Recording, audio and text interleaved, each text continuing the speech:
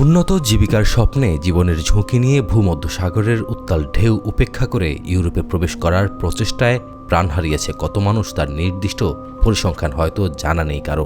তারপরও থেমে নেই অবৈধ পথের এই যাত্রা। চলতি বছরে অবৈধ পথে ইউরোপের দেশগুলোতে প্রবেশের চেষ্টা 2025 সালের প্রথম 2 মাসে 25% কমেছে।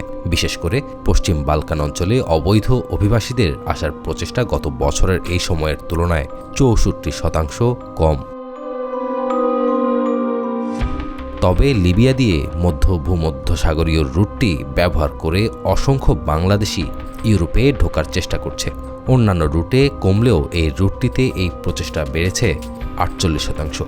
শুক্রবার এই তথ্য জানিয়েছে ইউরোপীয় ইউনিয়নের border agency Frontex. Gazi gas stove রান্নায় আনে শিল্পের ছোঁয়া। সংস্থাটি জানিয়েছে এই রুটটি সবচেয়ে বেশি ব্যবহার করছে বাংলাদেশিরা। তারা প্রথমে বৈধ পথে লিবিয়া যাচ্ছে, সেখানে গিয়ে সমুদ্র পথ পাড়ি দেওয়ার মতো ঝুঁকিপূর্ণ কাজ করছে তারা। সংস্থাটি আরও বলছে 2025 সালের জানুয়ারি ও ফেব্রুয়ারি মাসে এই রুটে 6,863 জন সমুদ্র পথে ইউরোপে আসার চেষ্টা করেছেন, যা 2023 সালের তুলনায় অনেক কম। ওই বছর একই সময়ে প্রায় 12,000 মানুষ জীবনের ঝুঁকি নিয়েছিল।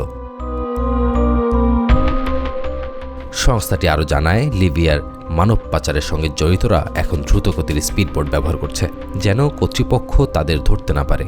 এই রুটটি সবচেয়ে বেশি ব্যবহার করছে বাংলাদেশিরাই।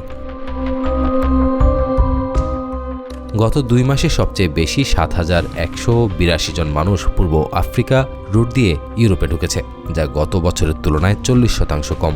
সব মিলিয়ে গত 2 মাসে বাংলাদেশ, আফগানিস্তান ও মালির মানুষ সবচেয়ে বেশি এই অবৈধ কাজ করেছে। মহিবুল কাদের, জিটিভি নিউজ।